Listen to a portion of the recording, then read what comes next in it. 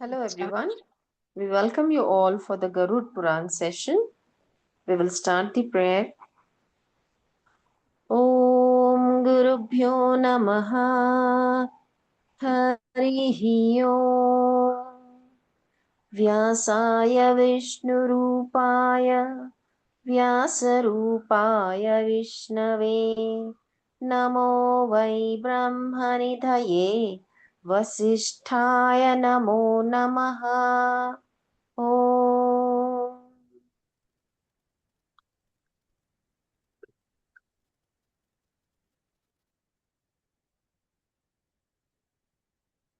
तो हम चैप्टर 31 पे हैं।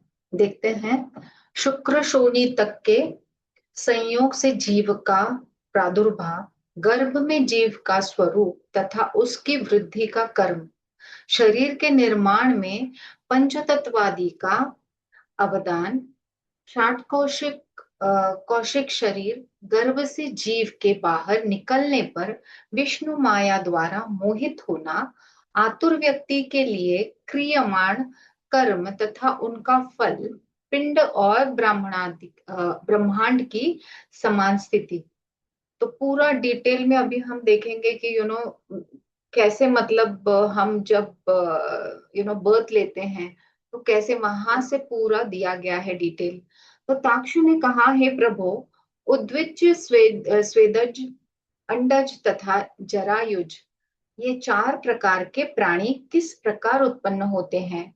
त्वचा, रक्त, मांस, मेदा, मज्जा और अस्थि में जीव कैसे आता है?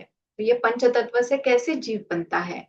2 पैर, 2 हाथ, गुह्य भाग, जिह्वा, केश, नख, सिर, संधि मार्ग तथा नाना प्रकार की बहुत सी रेखाओं की उत्पत्ति कैसे होती है? काम, क्रोध, भय, लज्जा, हर्ष, सुख और दुख का भाव मन में कैसे आता है? इस शरीर का चित्रण, छिद्रण और विभिन्न प्रकार की नसों से वेष्टन कैसे हुआ है? हे ऋषिकेश, इस असार भाव सागर में शारीरिक रचना को मैं इंद्र जाल ही मानता हूँ। हे स्वामिन, नाना दुखों से भरे हुए इस असार सागर रूप संसार का कर्ता कौन है? श्री विष्णु ने कहा, हे गरुड़, कोश के निर्माण की परम गोपनीय प्रक्रियाओं में मैं कहता हूँ, इसके जानने मात्र से व्यक्ति सर्वज्ञ हो जाता है। हे वेंतेय, संसार के प्रति दया करते हुए तुमने जीव के कारण तत्व पर अच्छा प्रश्न किया है। एकाग्र चित्त होकर तुम उसे सुनो। स्त्रियां ऋतुकाल में 4 दिन त्याज्य होती है, मतलब मेंसेस हमारे, क्योंकि प्राचीन काल में ब्रह्मा ने वृतासुर के मारे जाने पर लगी हुई ब्रह्म हत्या को इंद्र के शरीर से निकालकर 1/4 भाग स्त्रियों को दे दिया।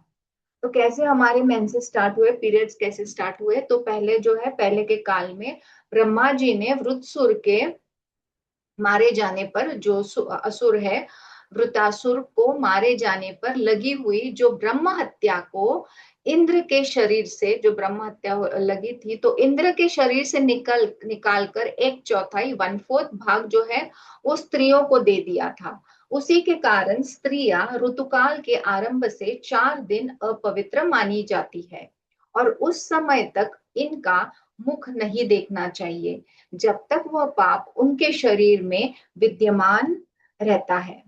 स्त्री को ऋतुकाल के पहले दिन चांडाली, दूसरे दिन ब्रह्मघातिनी, तीसरे दिन रज की मानना चाहिए।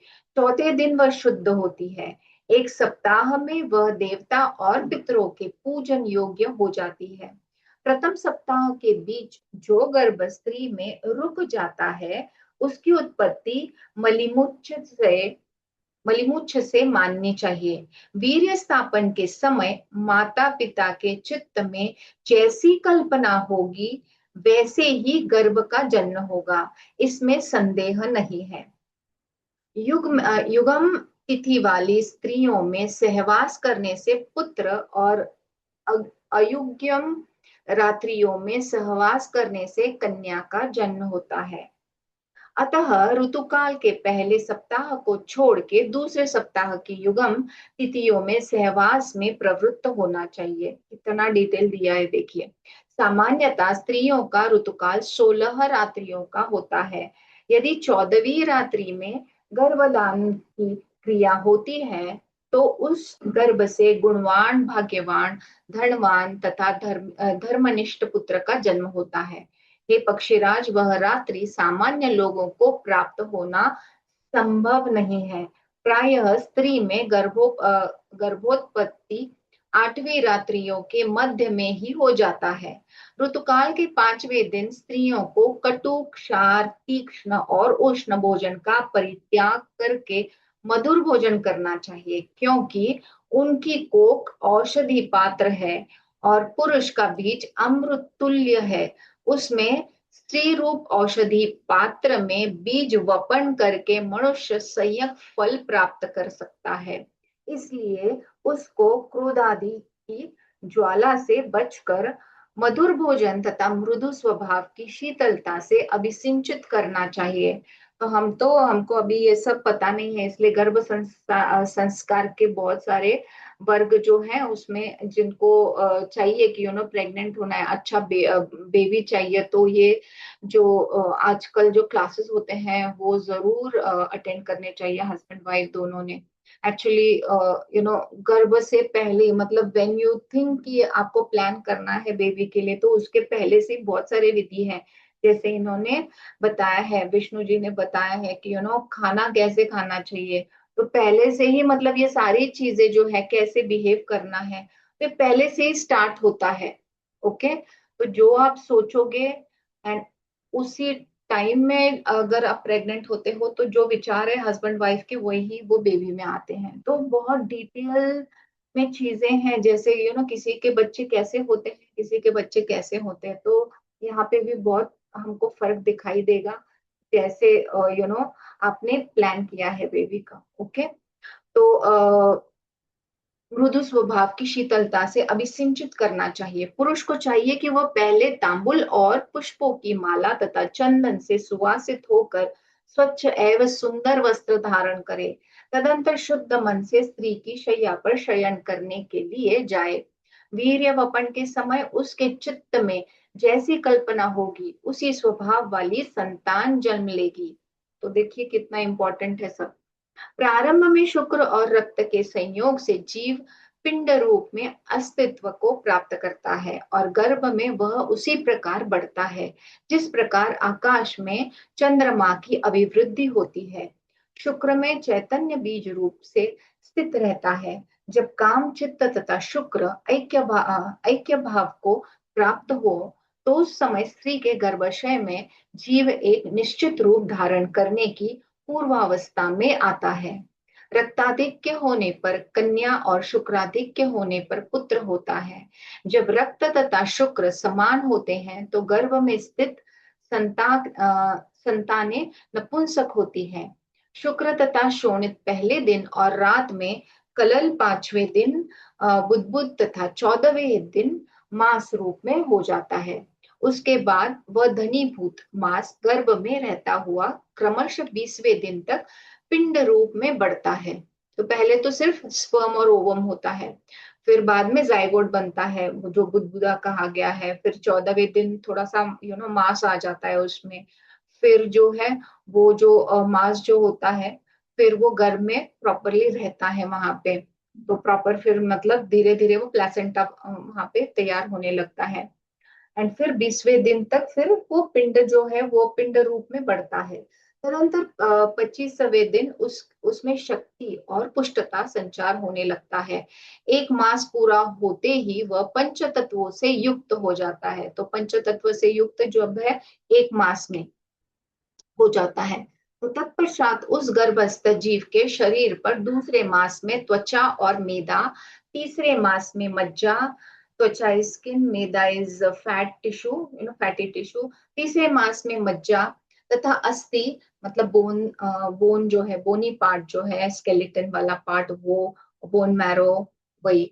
चौथे मास में केश एवं अंगुली, 5वें मास में कान, नाक तथा वक्षस्थल का निर्माण होता है। उसके बाद छठे मास में कंठ, रंध्र और उदर, सातवें मास में गुह्यादि भाग तथा आठवें मास में वह सभी अंग प्रत्यंगों से पूर्ण हो जाते हैं। आठवें मास में ही वह जीव माता के गर्भ में बार बार चलने लगता है और नवें मास में उस गर्भस्थ शिशु का ओज गुण परिपक्व हो जाता है। उसके बाद गर्भावास का काल बीतने पर वह गर्भस्थ शिशु गर्भ से निकलना चाहता है। वह चाहे कन्या हो, चाहे पुत्र हो, चाहे नपुंसक हो, फिर उसका जन्म होता है। इस प्रकार जन्म, पुष्टि तथा संहार, इन तीनों की शक्ति से युक्त षटकोशों के भीतर विद्यमान 5 इंद्रिय, 10 नाड़ी, 10 प्राण और 10 गुण से समन्वित शरीर को जो जान लेता है वही योगी है। जीव का पंचभौतिक शरीर मज्जा, अस्थि, शुक्र, मांस, रोम तथा रक्त, इन 6 कोशों से निर्मित पिंड एक है। 9वें या 10वें मास में इसका पंचभौतिक स्वरूप अत्यंत स्पष्ट हो जाता है। प्रसवकालीन वायु से आकृष्ट, तात्कालीन पीड़ा से बेचैन, माता की सुषुम्ना नाड़ी के द्वारा दी जा रही शक्ति से पुष्ट वह जीव गर्भ से निकलने का यथाशीघ्र प्रयास करता है। तो यहाँ पर जो बताया गया है कि माता की सुषुम्ना नाड़ी के द्वारा दी जा रही शक्ति, ओके, तो ऐसा कहा गया है कि जो स्त्रियां हैं, जो बर्थ के टाइम में जो पेन होता है, तो वो एक काल ऐसा होता है कि जब आप समाधि अवस्था में, मतलब आपकी कुंडलिनी जागृत होने का वो और एक एडिशनल पॉइंट जो है भगवान ने स्त्रियों को दिया है, ये प्रसव के टाइम पे जब पेन होता है, बेबी बाहर आने के टाइम पे, तो तब जो सुषुम्ना की वजह से मतलब कुंडलिनी जो है वो जागृत हो सकती है और वो क्षण के लिए आपको जो है वो स्टेट में आप जा सकते हैं कॉन्शियसनेस के। तो पृथ्वी, जल, हवि, भोक्ता, वायु तथा आकाश, इन 6 भूतों से पीड़ित होता हुआ जीव स्नायु तंत्रिकाओं से आबद्ध रहता है। इन्हीं को विद्वानों ने मूलभूत तत्व कहा गया है। ये शरीर में फैली हुई 7 नाड़ियों के बीच में रहते हैं। त्वचा, अस्थि, नाड़ी, रोम और मांस, ये 5 पृथ्वी तत्व के कारण शरीर में आते हैं। हे काश्यप, इस प्रकार लाल, मूत्र, शुक्र, मज्जा तथा रक्त, ये 5 जल तत्व के कारण शरीर में पाए जाते हैं। हे ताक्ष, क्षुधा, तृषा, निद्रा, आलस्य एवं कांति, ये 5 तेज स्तव के कारण शरीर में पाए जाते हैं। ऐसे ही राग, द्वेष, लज्जा, भय और मोह, ये 5 वायु तत्व के कारण शरीर में पाए जाते हैं। अकुचन, धावन, लंघन, प्रसारण तथा निरोध, ये भी 5 वायु तत्व के कारण शरीर में ही पाए जाते हैं। ये गरुड़ शब्द चित्ता, गांभीर्य, गांभीर्य, श्रवण और सत्य संक्रम, सत्य और असत्य का विवेक, मतलब डिफरेंस जो है, जो हमको समझता है कि सत्य क्या है और असत्य क्या है, तो ये 5 आकाश तत्व के कारण शरीर में आते हैं, ऐसा तुम्हें जानना चाहिए। श्रोत्र, त्वक, नेत्र, जीवा तथा नाक, ये ज्ञानेन्द्रिय हैं, जबकि हाथ, पैर, गुदा, वाणी और गुह्य, ये कामेंद्रिय हैं।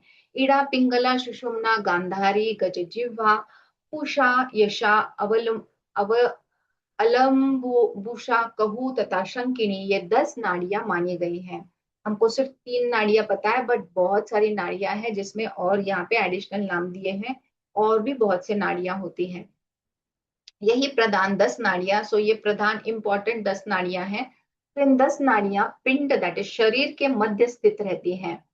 प्राण, अपान, समान, उदान, व्यान, नाग, कूर्म, क्रुकर, देवदत्त तथा धनंजय नाम के 10 वायु प्राणियों के शरीर में विद्यमान रहते हैं। तो हमको जो है 5 ही क्या बोल सकते हैं कि वायु जो है वो पता है, जैसे प्राण, अपान, समान, उदान, व्यायाम, राइट, बट अगेन एडिशनल ये भी इंपॉर्टेंट है। तो केवल खाया गया अन्न ही देहधारियों के शरीर को पुष्ट करता है और इस खाए गए अन्न को प्राणवायु ही शरीर में तथा उसकी सभी संधियों में पहुंचाता है। भोजन के रूप में ग्रहण किया गया आहार वायु के द्वारा 2 रूपों में विभक्त किया है, मतलब डिवाइडेड। इसके अनंतर यह प्राणवायु ही गुदा भाग में प्रविष्ट होकर अन्न और जल को पृथक पृथक कर देता है, अलग अलग कर देता है। जैसे डाइजेशन, हम खाना भी मुंह से खाते हैं, पानी भी पीते हैं, तो ये जो है नीचे जाने के बाद जो है इंटेस्टाइन्स में, वहां पे वो डिफरेंट हो जाता है। मतलब यूरिन, जो पानी है वो यूरिन से हमारा जो है निकलता है, और जो खाना है वो डाइजेस्ट होके पृथक होके, मतलब डिफरेंट होके, फिर मोशन के हिसाब से एनल रीजन से निकलता है। तो अग्नि के ऊपर कहा गया, इसके अनंतर यह प्राणवायु ही गुदा भाग में प्रविष्ट होकर अन्न और जल को पृथक पृथक कर देता है, तथा यही प्राणवायु अग्नि के ऊपर जल को एवं जल के ऊपर अन्न को पहुंचाकर स्वयं अग्नि के नीचे रहते हुए अग्नि को धीरे धीरे उद्दीप्त करता है। तत्पश्चात वायु से उद्दीप्त किया हुआ अग्नि अन्न के रस भाग को अलग और शुष्क भाग को अलग कर देता है। राइट। यही शुष्क भाग 12 प्रकार के मलों के रूप में शरीर से बाहर आता है। तो अलग अलग मल जो है हमने देखे हैं, जो हमारे होल्स हैं, तो वहां से सारे जो मल है वो निकलता है। तो शरीर में विद्यमान कान, नेत्र, नाक, जीवा, दांत, नाभि, गुदा तथा नख, ये सभी मल के आश्रय हैं। ओके, ये तो ये मल है। ऐसे ही विष्टा, मूत्र, शुक्र और शोणित रूप से ये मल अनंत प्रकार के हैं। हे विनता सूत, मनुष्य के शरीर में सामान्यतः 3.5 करोड़ रोम और 32 दांत होते हैं। सिर में बालों की संख्या 7 लाख तथा नख 20 है। हेताक्ष, पुराने लोगों ने सामान्य रूप से शरीर में 1000 पल मांस, 100 पल रक्त, 10 पल मेदा, 10 पल त्वचा, 12 पल मज्जा, 3 पल महारक्त, 2 कुड़व, दैट इज अन्न की एक माप जो है वो एक माप को, जो मुट्ठी है, ऐसे 12 मुट्ठी के बराबर होती है। ओके। तो शुक्र तथा एक कुड़व संतानोत्पत्ति के लिए उपयोगी स्त्री के विद्यमान शोणित, दैट इज रज को माना है। इसी प्रकार मानव शरीर में 6 प्रकार के कफ, 6 प्रकार की विष्ठा, 6 प्रकार के मूत्र और 360 से अधिक अस्थियां होती है, मतलब बोन्स। इस प्रकार पिंड, दैट इज द शरीर, मतलब पिंड को यहाँ पे शरीर कहा गया है। ओके, सॉरी, शरीर को यहाँ पे पिंड कहा गया है। तो इस प्रकार पिंड के विषय में बताया गया। इसे ही शरीर का वैभव कहते हैं। इन सब के अतिरिक्त शरीर में कुछ नहीं है। कर्मानुसार ही मनुष्य को सुख दुख तथा भय तथा कल्याण प्राप्त होता है। कर्म का अनुष्ठान शरीर के द्वारा ही संभव होने से शरीर का महत्व है। इसी शरीर के द्वारा ही जीव उत्तम से उत्तम अथवा अधम से अधम गति प्राप्त करता है। इसलिए शरीर की उत्पत्ति प्रक्रिया यहाँ बताई जा रही है। वायु जीव को गर्भ से बाहर करता है। उस समय उसके दोनों पैर ऊपर और मुख नीचे की ओर रहता है। ऐसे जीव पहले तो यथाक्रम मां के गर्भ में रहकर ही धीरे धीरे बढ़ता है। माता के द्वारा ग्रहण किए गए अन्न, फल, दूध, घृत और जल के आहार से उस जीव के शरीर की हड्डियां पुष्ट होती हैं तथा वह जीवित रहता है। उस जीव के नाभि प्रांत से शक्तिवर्धिनी नाड़ी जुड़ी रहती है, जिसको अप्यायनी कहा जाता है। उसका संबंध स्त्रियों के छिद्र से होता है। उनके द्वारा खाया पिया गया पदार्थ गर्भ में स्थित प्राणी के पेट में अपायनी नाड़ी के द्वारा पहुंचता है। माँ के द्वारा भुक्त पदार्थों से पुष्ट देह वाला होकर वह जीव प्रतिदिन वृद्ध को होता है। इसी वृद्ध क्रम में संसार की पूर्वानुभूत अनेक विषयों की स्मृतियां उसे होती है, और इन्हीं स्मृतियों के कारण दुखित वह प्राणी खिन्न हो जाता है तथा अनेक प्रकार की पीड़ा का अनुभव कर इधर उधर गतिमान होता है। एवं गर्भ से निकल करके मैं पुनः ऐसा कुछ नहीं करूंगा जिससे मुझे पुनः गर्भ की प्राप्ति हो, यह सोचकर जीव अपने उन सैकड़ों पूर्व जन्मों का स्मरण करता है, जिनमें उसको सांसारिक देव योनियों और मृत्यु लोक की नाना योनियों के सुख दुख का अनुभव प्राप्त हुआ था। उसके बाद समयानुसार वह प्राणी अधोमुख होकर 9वें या 10वें मास में गर्भ से बाहर आता है। प्राजापत्य वायु के प्रभाव से गर्भ छोड़कर बाहर निकलता हुआ वह जीव दुखी होता है। उस समय दुख से पीड़ित वह प्राणी विलाप करता हुआ बाहर निकलता है। रोता रोता नहीं, बच्चे रो रो के बाहर आते हैं। उधर से बाहर होते हुए उस जीव को असह्य कष्ट देने वाली मूर्छा आ जाती है, किंतु कुछ ही क्षणों में वह जीव पुनः चेतना में आ जाता है। वायु के स्पर्श से उसको सुखानुभूति होती है। तत्पश्चात संसार को मोहित करने वाली विष्णु की माया उसके ऊपर अपना प्रभाव जमा लेती है। उस माया शक्ति से विमोहित जीवात्मा का पूर्व ज्ञान नष्ट हो जाता है। तो पहले जब गर्भ में है तो उसको सब याद रहता है, पूर्व जन्म वगैरह सब उसको याद रहता है। जैसे ही बाहर निकलता है तो जो विष्णु की माया जो है, जो इल्यूशन है यहाँ का मदर अर्थ का, वो उस पे प्रभाव डाल देता है। एंड फिर वो पहले का सब भूल जाता है। उस माया शक्ति से विमोहित जीवात्मा पूर्व ज्ञान नष्ट हो जाता है। ज्ञान नष्ट होने के बाद वह जीव बाल भाव को प्राप्त करता है। तदंतर उसे कौमार्य, यौवन और वृद्धावस्था भी प्राप्त होती है। उसके बाद मनुष्य पुनः उसी प्रकार मरता है और जन्म लेता है। इस संसार चक्र में वह घड़ा बनाने वाले चक्र यंत्र के समान घूमता रहता है। प्राणी कभी स्वर्ग प्राप्त करता है और कभी नरक में जाता है। स्वर्ग तथा नरक मनुष्यों को अपने कर्मानुसार ही प्राप्त होते हैं। हे पक्षी श्रेष्ठ, स्वर्ग और नरक में कर्म फल का भोग करके प्राणी कभी थोड़े से शेष पाप पुण्य का भोग करने के लिए पृथ्वी पर आ जाता है। जो स्वर्ग में निवास करते हैं उन लोगों को यह दिखाई देता है कि नर्क लोक में प्राणियों को बहुत दुख है। यहाँ पर यमराज के दूतों से प्रताड़ित वे नर्कवासी कभी प्रसन्न नहीं होते हैं।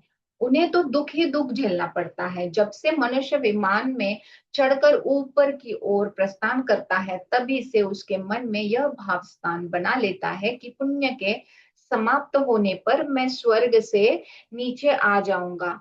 इसलिए स्वर्ग में भी बहुत दुख है। नरकवासियों को देख करके जीव को महान दुख होता है, क्योंकि मेरी भी ऐसी प्रकार की गति होगी। इस चिंता से वह रात दिन मुक्त ही नहीं होता है।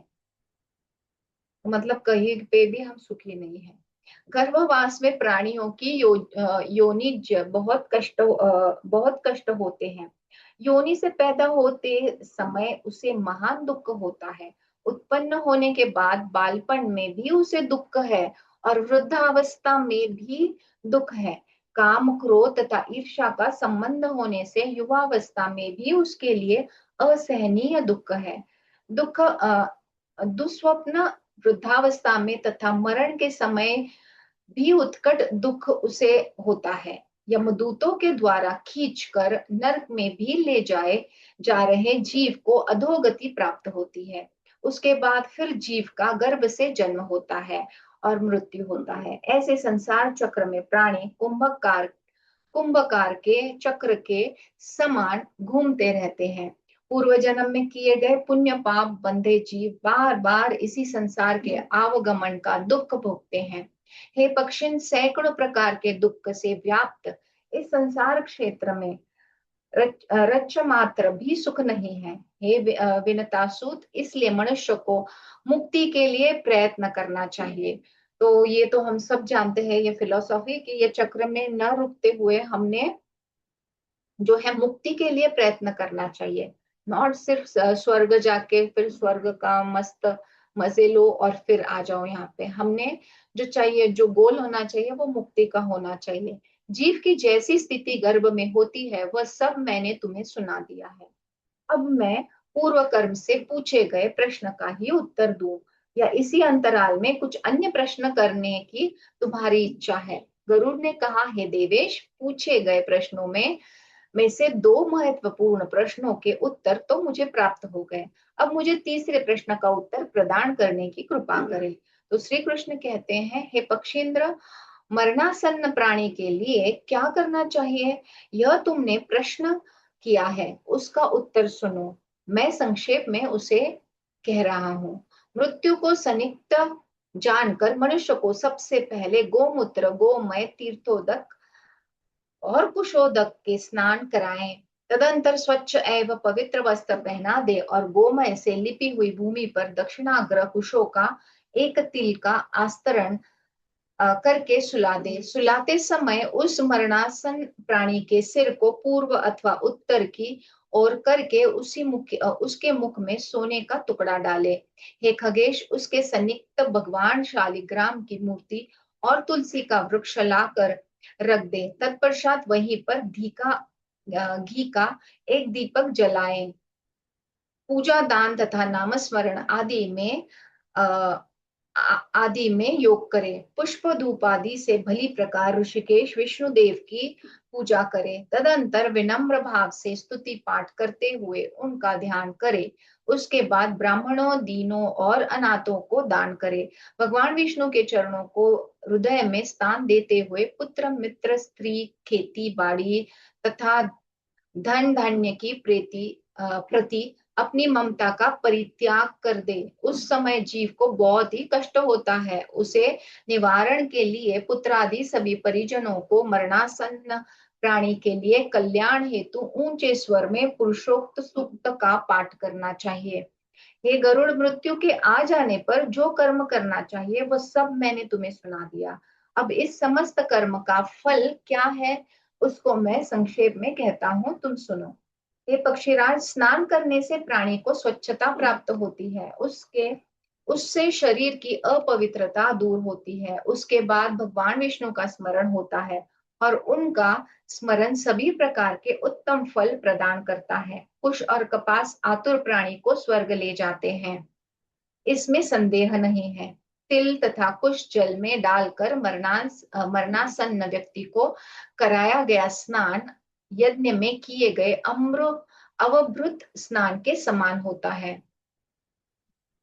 तिल तथा कुश जल में डालकर, ओके।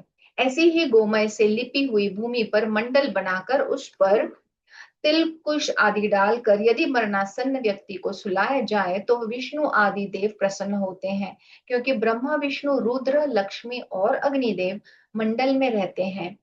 इसलिए मरणासन्न व्यक्ति को जिस भूमि पर शयन करना है वहां पर मंडल का निर्माण करना चाहिए। हे खगेश, पूर्व अथवा उत्तर की ओर यदि मरणासन्न व्यक्ति का सिर कर दिया जाए, यदि उसके पाप कम हो तो इतने मात्र से उसे उत्तम लोक प्राप्त हो सकते हैं। आतुर व्यक्ति के मुख में पंचरत्न डालने पर उसमें ज्ञान का उदय होता है। हे पक्षिन, तुलसी, ब्राह्मण, गौ, विष्णु और एकादशी व्रत, ये 5 संसार सागर में डूबते हुए मनुष्य को लिए नौका के समान है। विष्णु, एकादशी, गीता, तुलसी, ब्राह्मण एवं गौ, ये षटपदी इस असार और जटिल संसार में प्राणी को भक्ति प्रदान करते हैं। मनुष्य निसंदेह उन्हीं का सायुज्य प्राप्त करता है। पूजा करने से भी मेरे भगवान विष्णु लोक की प्राप्ति होती है। मेरी पूजा करने वाला साक्षात स्वर्ग लोक को जाता है। हे काश्यप, पुरुष सूक्त के पाठ से अपने परिजनों के व्याह मोह से फंसा हुआ प्राणी बंध से मुक्त हो जाता है। परलोक प्राप्ति के जितने साधन बताए गए हैं उनमें जिन साधनों की अधिकता होगी उन्हीं का फल मनुष्य को अधिकाधिक प्राप्त होगा। यथाशक्ति ब्राह्मणों को, दीनों और अनाथों को दान देना चाहिए। ऐसा करने से वह सदैव प्रसन्न रहता है। हे साधो, स्नानादि करने पर मनुष्य को प्राप्त होने वाला समस्त फलों का विवरण यही है। इसको मैंने कह दिया। अब इस ब्रह्मांड में जो गुण विद्यमान है उन्हें तुम सुनो। वे सब तुम्हारे शरीर में भी है। पाताल, पर्वत, लोक, द्वीप, सागर, सूर्यादि सभी ग्रह तुम्हारे शरीर में ही स्थित है। यथा पैर के नीचे तल्लोक, पैर के ऊपर वितल्लोक, दोनों जानुओं में सुतल्लोक और शक्ति प्रदेश में महातल नामक लोक समझने चाहिए। तो सारे जो लोक हैं तो वो सब हमारे शरीर में है। ओके। वैसे ही उरु भाग में तलातल लोक तथा गुह्य स्थानों में रसातल लोक स्थित हैं। ऐसे ही प्राणी के कटी प्रदेश में पाताल लोक की स्थिति समझे। नाभि के मध्य में भूलोक उसके ऊपर भूवर लोक, हृदय में स्वर्गलोक, कंठ देश में महरलोक, मुख में जनलोक, मस्तक में तपोलोक एवं महारंध्र में सत्यलोक।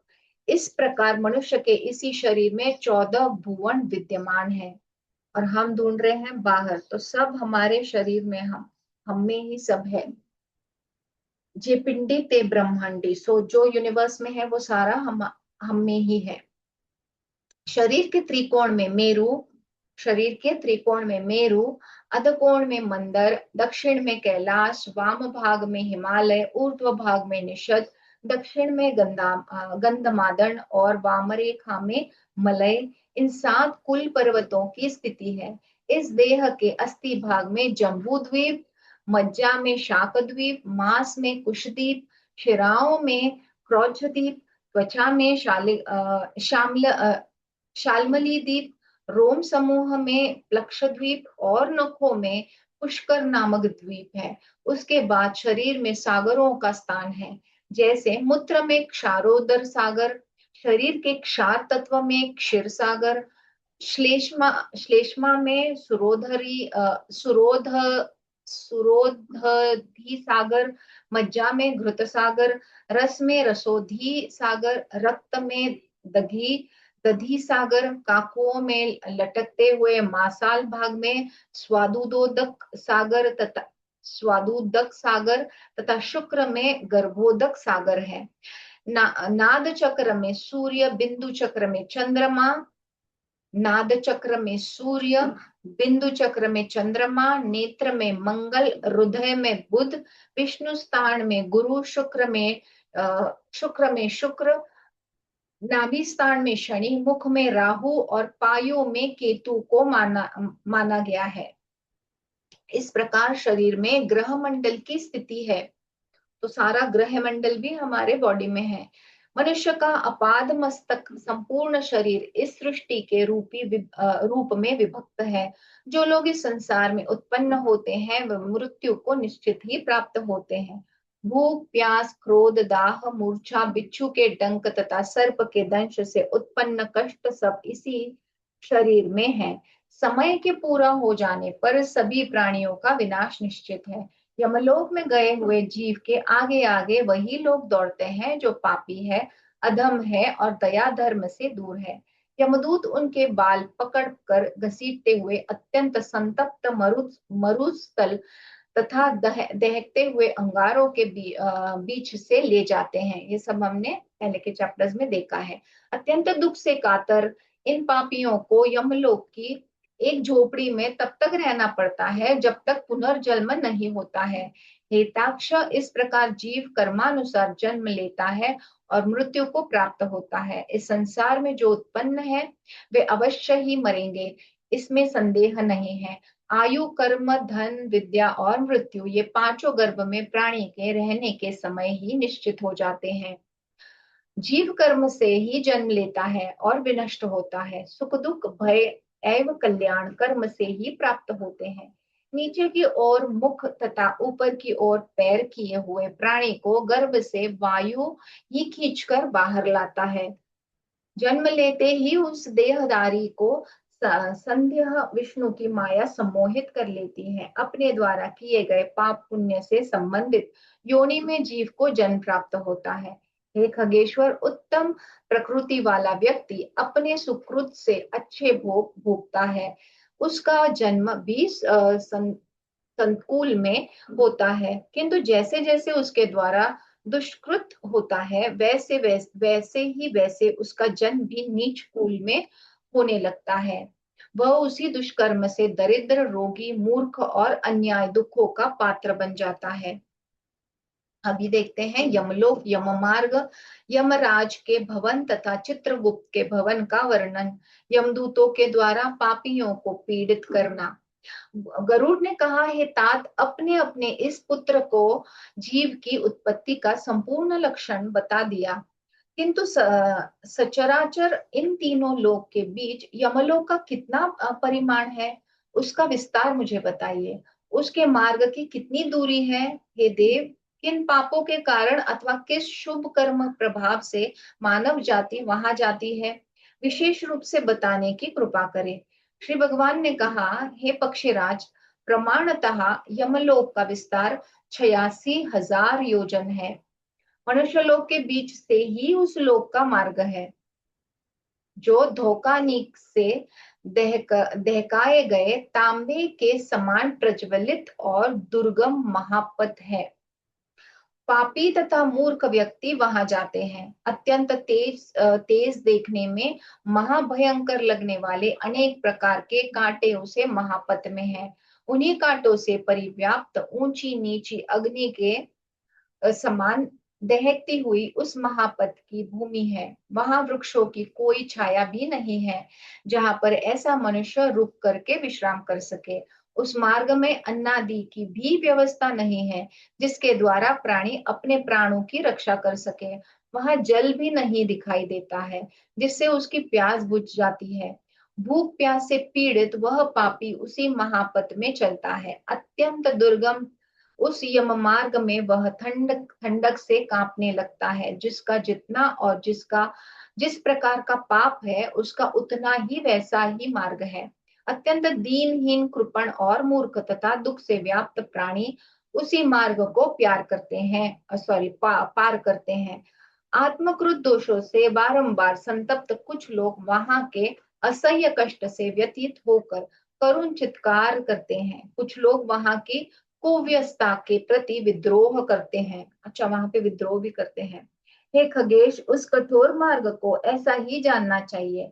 जो लोग इस संसार के प्रति किसी प्रकार की तृष्णा नहीं रखते हैं, वे उस मार्ग पर सुखपूर्वक जाते हैं। जो लोग इस संसार के प्रति किसी प्रकार की तृष्णा नहीं रखते हैं, कोई थर्स्ट नहीं है उनको इस संसार के प्रति, तो उनका मार्ग जो है वो सुखपूर्वक होता है, मतलब कोई डिजायर्स नहीं रखते हैं। पृथ्वी पर मनुष्य जिन जिन वस्तुओं का दान देता है, वे सभी वस्तुएं यमलोक तथा उस महापथ में उसके सामने उपस्थित रहती हैं। जिस पापी को श्राद्ध और जलांजलि नहीं प्राप्त होती है, वे पाप कर्म करने वाले क्षुद्र प्राणी वायु बनकर भटका करते हैं। हे सुव्रत, मैंने इस प्रकार के उस रौद्र पथ को तुम्हें बता दिया है।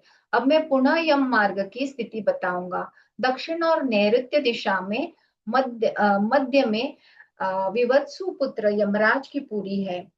हाँ, दक्षिण एंड नैऋत्य। वह संपूर्ण नगर वज्रमय तथा दिव्य है। देवता और असुर भी उसका भेदन नहीं कर सकते। वह चौकोर चौकोर और है। उसमें 4 द्वार तथा 7 चहार दीवारें एवं तोरण है। यमराज स्वयं अपने दूतों के साथ उसी में निवास करते हैं। प्रमाणतः उसका विस्तार 1,000 योजन है। सभी प्रकार के रत्नों से परिव्याप्त चमकती हुई बिजली तथा सूर्य के तेजस्वी स्वरूप के समान वह पूरी दिव्य है। उस पुरी में धर्मराज का जो भवन है, वह स्वर्ण के समान कांतिमय है। उसका विस्तार 500 योजन ऊंचा है। 1,000 खंभों वाले उस भवन को वैदूर्य मणियों से सुसज्जित किया गया है। उसके जालमार्ग अर्थात गवाक्ष मुक्तामणियों से बने हैं। सैकड़ों पताकाएं उसकी शोभा बढ़ाती हैं। घंटों की सैकड़ों ध्वनियां उस भवन में होती रहती है। उसमें सैकड़ों तोरण द्वारा बनाए गए हैं। इसी प्रकार से वह भवन अन्याय आभूषणों से विभूषित रहता है। वहां 10 योजन में विस्तृत नीले मेघ के समान शोभा संपन्न सम एवं शुभ आसन पर भगवान धर्मराज स्थित रहते हैं। ये धर्मज्ञ, धर्मशील, धर्मयुक्त और कल्याणकारी है। ये ही पापियों को भय देने वाले तथा धार्मिकों को सुख देने वाले हैं। यहाँ पर शीतल मंद वायु बहती रहती है। अनेक प्रकार के उत्सव और व्याख्यान होते रहते हैं। सदैव शंख आदि मांगलिक वाद्यों की ध्वनियां सुनाई देती हैं। उन्हीं के बीच धर्मराज का संपूर्ण समय बीतता है। उस पुर के मध्य भाग में प्रवेश करने पर चित्रगुप्त का भवन पड़ता है, जिसका विस्तार 25 योजन है। उसकी ऊंचाई 10 योजन है। कितना डिटेल है, मतलब कितना घर है, कितनी ऊंचाई है, कितने क्या है। वह लोहे की परिखा के द्वारा चारों ओर से घिरा हुआ एक महादिव्य भवन है। इसमें आने जाने के लिए सैकड़ों गलियां हैं और सैकड़ों पताकाओं से यह सुशोभित रहता है। सैकड़ों दीपक इस भवन में प्रज्वलित रहते हैं। बंदीजनों के द्वारा गाए बजाए गीत और वाद्य यंत्रों की ध्वनियों से यह भवन गुंजायमान रहता है। चित्रगुप्त के इस भवन को सुंदरतम चित्रों से सजाया गया है। इस भवन में मुक्तामणियों से निर्मित परम विस्मयकारी एक दिव्य आसन है, जिसके ऊपर बैठकर चित्रगुप्त मनुष्य के अथवा अन्य प्राणियों की आयु गणना करते हैं। किसी के पुण्य और पाप के प्रति कभी उनमें मोह नहीं होता है। जिसने जब तक जो कुछ अर्जित किया है वह उसको जानते हैं। वे 18 दोषों से रहित जीव द्वारा किए गए कर्मों को लिखते हैं। तो जो आकाशिक रिकॉर्ड्स है, हम जो जिसको बोलते हैं, जहाँ पे हमारा जो भी हमने लाइफ टाइम में किया है वो सारा वहां पे रिकॉर्ड होता है। एंड वे ये सब काम करने के लिए वहां पे चित्रगुप्त है, मतलब हम जिसे आर्कएंजल मेटाट्रॉन भी बोलते हैं। तो छोटी से छोटी चीज जो है यहाँ पे वो रिकॉर्ड में रहती है। तो चित्रगुप्त के भवन से पूर्व ज्वर का बहुत बड़ा भवन है। उनके भवन से दक्षिण शूल और लता विस्फोटक के भवन है। पश्चिम में कालपाश, अजीर्ण तथा अरुचि के भवन है। मध्यपीठ के उत्तर में विषुचिका, ईशान्य कोण में शिरोत्ति, आग्नेय कोण में मुक्ता, नैऋत्य कोण में अतिसार, व्याय कोण में दाह संज्ञक रोग का घर है। चित्रगुप्त इन सभी से नित्य परिवृत्त रहते हैं। हे ताक्ष, कोई भी प्राणी जो कुछ कर्म करता है वह सब कुछ चित्रगुप्त लिखते हैं। धर्मराज के भवन के द्वार पर रात दिन दूतगण उपस्थित रहते हैं। यमदूत दूतों के महापाश से बंधे पापी और नीच व्यक्ति मुद्रों से मुदनरों से मार खाते हैं। वहां नाना प्रकार के पूर्वकृत पाप कर्मों से युक्त मनुष्यों को विभिन्न धारदार अस्त्र शस्त्र तथा अनेक यंत्रों से मारा जाता है। पापियों को दहकते हुए अंगारों के द्वारा घेर दिया जाता है। पूर्व कर्मों के अनुसार लौह पिंड के समान वे उसी में दग्ध किए जाते हैं। अन्य बहुत से पापियों को पृथ्वी पर पटक करके कुल्हाड़े से उन्हें काटा जाता है। पूर्व कर्म के फलानुसार वे चिल्लाते हुए दिखाई देते हैं। कुछ पापियों को गुड़ पाक और कुछ को तेल पाक में डालकर पकाया जाता है। इस प्रकार उन यमदूतों से पापियों को अत्यधिक कष्ट भोगना पड़ता है। अन्य पापी उन अत्यंत निर्दयी दूतों से बार बार क्षमादान की प्रार्थना करते हैं, पर यमदूत उनकी एक नहीं सुनते हैं। ये ताक्ष, इस प्रकार पापियों के लिए कर्मानुसार बहुत से नरक कहे गए हैं। अभी देखते हैं इष्टापूर्त कर्म की महिमा तथा औदर्य दैहिक कृत्य, 10 पिंडदान से अतिवाहिक शरीर के निर्माण की प्रक्रिया, एकादशादि श्राद्ध का विधान, शय्यादान की महिमा एवं सहपिंडीकरण श्राद्ध का स्वरूप। श्री कृष्ण ने कहा, हे गरुड़, शास्त्र के अनुसार धर्म और अधर्म का जो लक्षण कहा किया गया है उसको तुम सुनो। प्राणियों के आगे आगे उनका सत्कर्म और दुष्कर्म दौड़ता है। विद्वानों ने कृत्य दैट इज सत्य युग में तप, त्रेता युग में ज्ञान, द्वापार में यज्ञ और दान तथा कलि युग में एकमात्र दान की प्रशंसा की गई है। मनीषियों ने उत्तम प्रकृति वाले गृहस्थ जनों के लिए इस धर्म को स्वीकार किया है कि वे यथाशक्ति इष्टापूर्त कर्म करें। उसके करने से उन्हें पातक नहीं होता है।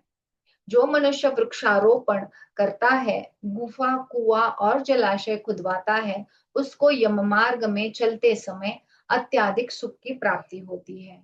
जो लोग ठंडक से पीड़ित ब्राह्मण को तापने के लिए अग्नि प्रदान करते हैं, वे सभी कामनाओं को पूर्ण करके अतिशीतल यमलोक के मार्ग में अग्नि तापते हुए सुख पूर्वक जाते हैं। जिस मनुष्य ने पृथ्वी का दान दिया है, उसने मानो स्वर्ण मणि मुक्तादि बहुमूल्य रत्न वस्त्र और आभूषण आदि का संपूर्ण दान दे दिया।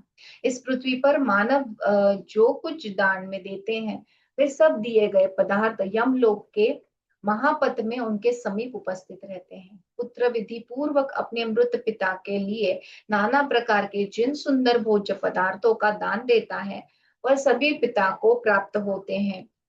आत्मा शरीर पुत्र के रूप में प्रकट होता है। वह पुत्र यमलोक में पिता का रक्षक है। घोर नरक से पिता का उद्धार वही करता है, इसलिए उसको पुत्र कहा जाता है।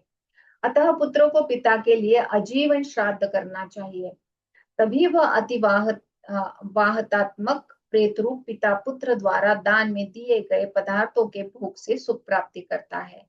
दग्ध हुए प्रेत में निमित्त परिजनों के द्वारा जो जलाजली दी जाती है उससे प्रसन्न होकर वह प्रेत यमलोक में जाता है। प्रेत की संतुष्टि के लिए 3 दिन तक रात्रि में एक चौराहे पर रस्सी बांधकर 3 लकड़ियों के द्वारा बनाई गई तिगोड़िया के ऊपर कच्ची मिट्टी के पात्र में दूध भर कर रखना चाहिए। हे पक्षिन, वायुभूत व प्रेत मृत्यु के दिन से लेकर 3 दिन तक आकाश में स्थित उस दूध का पान करता है। दाह से चौथे दिन अस्थि संचय का कार्य करना चाहिए। उसके बाद जलाजली प्रदान करे, किंतु इन जलाजलियों को पूर्वाह्न, मध्याह्न, अपराह्न तथा उनकी संधि कालों में न दे, बल्कि दिन में प्रथम प्रहर के बीत जाने पर दे। नदी में पुत्र के द्वारा जलाजली दिए जाने के पश्चात सभी सगोत्री, हितैषी और बंधु बांधव स्वजातियों तथा परजातियों के साथ जलदान करे। किसी भी कारण शीघ्रतावश मुख अधिकारी पुत्र के जलाजली देने के पूर्व ये जलाजली नहीं देनी चाहिए। जब स्त्रियां स्मशान भूमि से वापस हो जाए तभी लोकाचार किया जाए। शूद्र की मृत्यु हो जाने पर जो ब्राह्मण उसकी चिता के लिए लकड़ी लेकर जाता है अथवा उसके पीछे पीछे चलता है वह 3 रात्रियों तक अशुद्ध रहता है।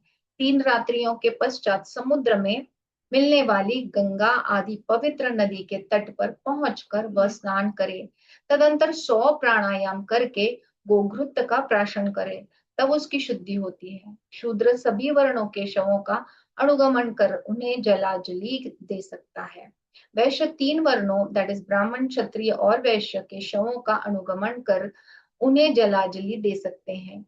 क्षत्रिय 2 वर्णों को दैट इज ब्राह्मण और क्षत्रिय के शवों का अनुगमन कर उन्हें जलाजली दे सकता है, और ब्राह्मण केवल अपने ही वर्ण के शव का अनुगमन कर उसे जलाजली दे सकते हैं।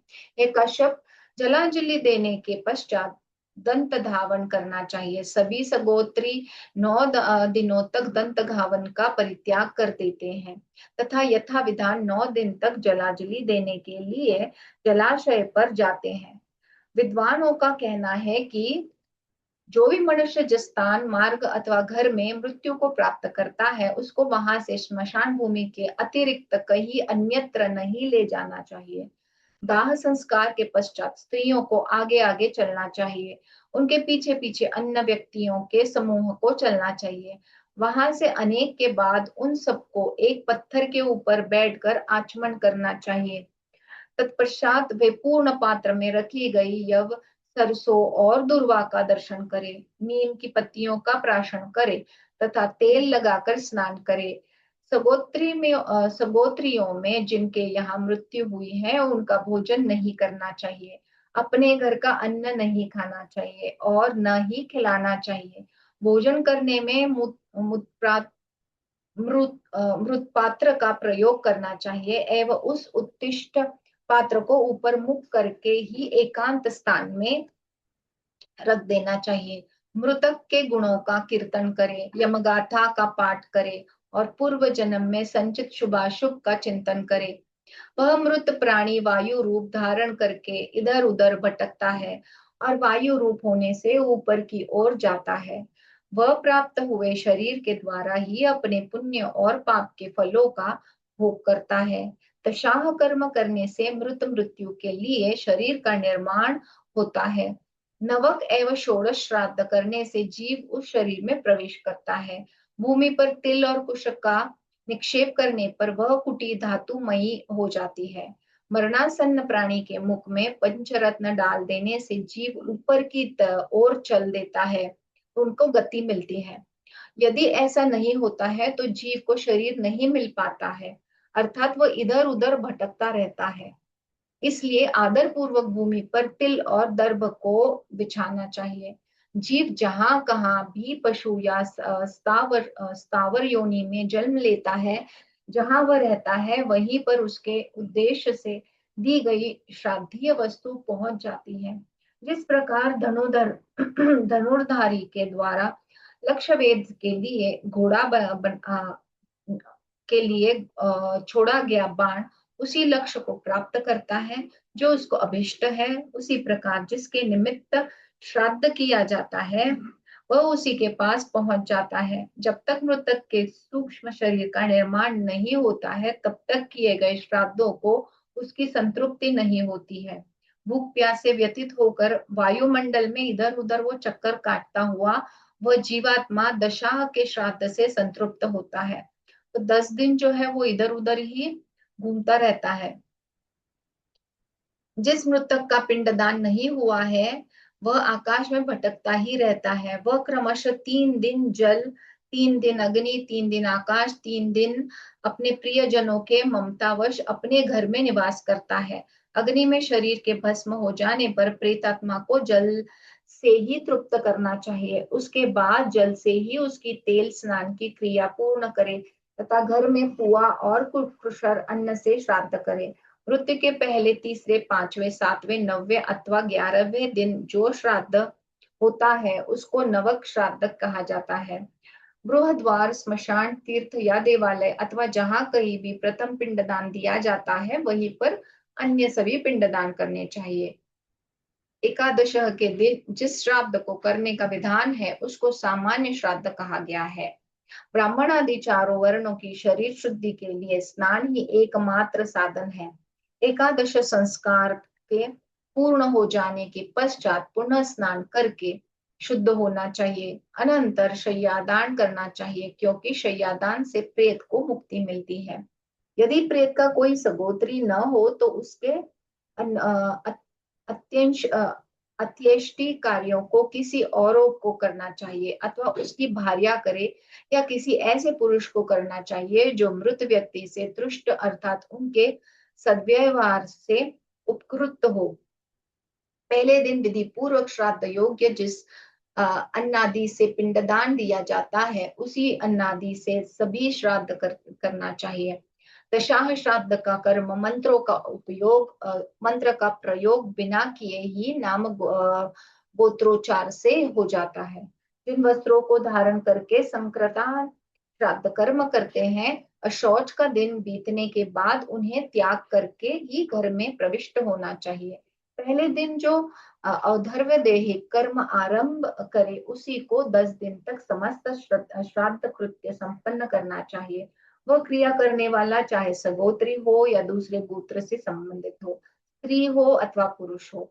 जिस प्रकार गर्भ में स्थित प्राणी के शरीर का पूर्ण विकास 10 माह तक मास में होता है उसी प्रकार 10 दिन तक दिए गए पिंडदान से जीव के उस शरीर की संचरणा होती है जिस शरीर से उसी यमलोक आदि की यात्रा करनी है। जब तक घर में इसका अशौच होता है तब तक पिंडोदक क्रिया करनी चाहिए। यह विधि ब्राह्मण आदि चारों वर्णों के लिए मानी गई है। पुत्र के अभाव में जिनके लिए अशौच 3 रातों का ही माना जाता है वे पहले दिन 3, दूसरे दिन 4 और तीसरे दिन 3 पिंडदान करे। प्रेत के लिए पृथक पृथक मिट्टी के पात्र में दूध तथा जल और चौथे दिन उसे एक उद्दिष्ट श्राद्ध करना चाहिए। हे अंडज, पहले दिन जो पिंडदान दिया जाता है उससे जीव की मृधा का निर्माण होता है। दूसरे दिन पिंडदान से आंख, कान और नाक की रचना होती है। तीसरे दिन के पिंडदान द्वारा दोनों गंडस्थल, मुख तथा ग्रीवा भाग बनकर तैयार होते हैं। उसी प्रकार चौथे दिन उसके हृदय, कुक्षी प्रदेश एवं उदर भाग, पांचवें दिन कटी प्रदेश, पीठ और बुध का आविर्भाव होता है। तत्पश्चात छठे दिन उसके दोनों उरु, सातवें दिन गुल्फ, आठवें दिन जंगा, 9वें दिन पैर तथा 10वें दिन पिंड दान देने से प्रबल क्षुधा की उत्पत्ति होती है। एकादश में जो पिंड दान होता है उसको पायस आदि मधुर अन्न सहित प्रदान करे, दैट इज खीर। निमंत्रित ब्राह्मण के दोनों पैर धोकर तथा उन्हें आर्घ्य धूप दीपादि से पूजकर और सिद्धान्न कृष्कर अपूप एवं दूध आदि से परिपूर्ण भोजन कराकर संतृप्त किया जाए। द्वादश मासिक श्राद्ध तथा उनमासिक त्रिपाक्षिक उनशामनासिक तथा उनाब्दिक ये षोडश श्राद्ध कहे जाते हैं। 11वें दिन इन श्राद्धों को करने की विधि है। प्राणी की जो मृत्यु तिथि हो उसी तिथि पर प्रतिमास श्राद्ध करना चाहिए। प्रथम मास श्राद्ध वृताह के दिन न करके एकादश के दिन करना चाहिए। जिस तिथि को मनुष्य मरता है वही तिथि अन्य मासिक श्राद्ध के लिए प्रशस्त होती है। उन मासिक उनशामनिक उनशामनासिक और उनाब्दिक ये त्रिपाक्षिक इन श्राद्धों के लिए मृत्यु तिथि का विचार नहीं करना चाहिए। उदाहरणार्थ पूर्णिमा तिथि में जो व्यक्ति मरता है उसके लिए अगली चतुर्थी तिथि को उनमासिक श्राद्ध करना चाहिए। जिसकी मृत्यु चतुर्थी तिथि को होती है उसके लिए उनमासिक श्राद्ध नवमी को होना चाहिए, और जो मनुष्य नवमी तिथि को मरता है उसके लिए चतुर्दशी उनमासिक श्राद्ध की तिथि है। अतः अंत्येष्टि कर्म कुशल विद्वान को यह जान लेना चाहिए कि ये सभी तिथियां यथाविहित मृत्यु तिथि के अनुसार रिक्ता ही होंगी। एकादश को जो श्राद्ध किया जाता है उसका नाम नवक है। इस दिन चौराहे पर प्रेत के निमित्त भोजन रख करके श्राद्ध करता पुनः स्नान करे। एकादश से वर्ष पर्यंत श्रेष्ठ ब्राह्मणों को प्रतिदिन सन्नोद घटका दान करना चाहिए। मानव शरीर में जो अस्थियों का एक समूह विद्यमान है जिसमें उनकी कुल संख्या 360 है, जलपूर्ण घट का दान देने से उन अस्थियों को पुष्टि मिलती है। इसलिए जो घट दान दिया जाता है उससे प्रेत को प्रसन्नता प्राप्त होती है। जंगल या किसी विषम परिस्थिति में जीव की मृत्यु जिस दिन होती है उस दिन से घर में सूतक होता है और उसी के अनुसार दशाहादी क्रियाएं करनी चाहिए। दाह संस्कार जब कभी भी हो, तिल पात्र अन्नादिक भोजन पदार्थ गंध धूपादि एवं पूजन सामग्री का जो दान है उसको एकादश में देना चाहिए। उससे ब्राह्मण की शुद्धि होती है। मृत्यु और जन्म में घर में होने वाले सूतक से क्रमश क्षत्रिय 12वें दिन, वैश्य 15वें दिन तथा शूद्र 1 मास में शुद्ध होता है। मृत के 3 मास होने पर, त्रिरात्र 6 मास होने पर, पक्षिणी संवत्सर पूर्ण होने से पूर्व अहोरात्र तथा संवत्सर पूर्ण होने पर जलदान की क्रिया करने से शुद्धि होती है। इसके अनुसार सभी वर्णों की शुद्धि होती है। कलियुग में सूतक की समाप्ति दशा में ही है, इसीलिए 10th डे इंपॉर्टेंट है। एकादश से लेकर संवत्सरिक आदि सभी श्राद्धों के अवसर पर विश्व देवों की पूजा करके अन्य पिंडदान करना चाहिए। जैसे सूर्य की किरणें अपने तेज से सभी तारांगणों को ढक देती है, उसी प्रकार प्रेतत्व पर इन क्रियाओं का आच्छादन होने से भविष्य में पुनः प्रेतत्व नहीं मिलता है। अतः पिंडन के अनंतर कहीं प्रेत शब्द प्रयोग नहीं होता। श्रेष्ठ ब्राह्मण सर्वदा शय्यादान की प्रशंसा करते हैं। यह जीवन अनित्य है, उसे मृत्यु के बाद कौन प्रदान करेगा? जब तक यह जीवन है तब तक अपने बंधु बांधव है और अपने पिता है। मृत्यु हो जाने पर यह मर गया है ऐसा जानकर के क्षण भर में ही वे अपने हृदय से स्नेह को दूर कर देते हैं। इसलिए आत्मा ही अपना बंधु है ऐसा बारंबार विचार करके जीते हुए ही अपने हित के कार्य कर लेने चाहिए। इस संसार में मरे हुए प्राणी का कौन पुत्र है जो बिस्तर के सहित शैया का दान ब्राह्मण को दे सकता है? ऐसा सब कुछ जानते हुए मनुष्य को अपने जीवन काल में ही अपने हाथों से शैया दान आदि सभी दान कर देना चाहिए। अतः अच्छी एवं मजबूत लकड़ी की सुंदर शैया बनवा करके उसे हाथी के दांत तथा सोने की पट्टियों से अलंकृत करके उस शैया के ऊपर लक्ष्मी के सहित विष्णु की स्वर्णमयी प्रतिमा को स्थापित करे उसके बाद उसी शैया के सन्निकट घी से परिपूर्ण कलश रखे। हे गरुड़, वह कलश अपने सुख के लिए ही होता है। विद्वानों ने तो उसको निद्राह कलश कहा है। तांबुल, केशर, कुमकुम, कपूर, अगुरु, चंदन, दीपक, पादुका, छत्र, चामर, आसन, पात्र तथा यथाशक्ति सप्त धान्य उसी शैया के बगल में स्थापित करे। इन वस्तुओं के अतिरिक्त शयन करने वाले के लिए जो अन्य उपयोगी वस्तु हो उसको भी वहां रखे। सोने, चांदी या अन्य धातु से बनी झारी, करक, करवा, दर्पण और पंचरंगी चांदनी से उस शैया को संयुक्त करके उस ब्राह्मण को दान दे। कल्याण के लिए यजमान स्वर्ग में सुख प्रदान करने वाली शैया की विधिवत रचना करके सपत्रिक द्विज दाम्पत्य की पूजा करके उसका दान करे।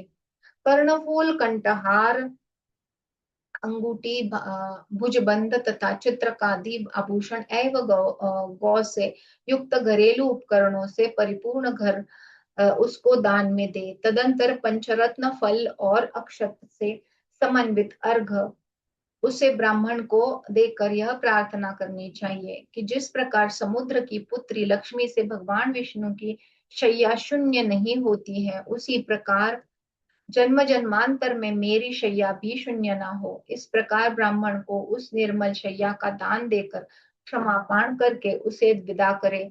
यही प्रेत शैया की विधि एकादश संस्कार में बताई गई है। हे गरुड़, अपने बांधव की मृत्यु होने पर उसके निमित्त बंधुजन धर्मार्थ जो दान देते हैं उसके विषय में विशेष बात मैं कह रहा हूँ, उसको तुम सुनो।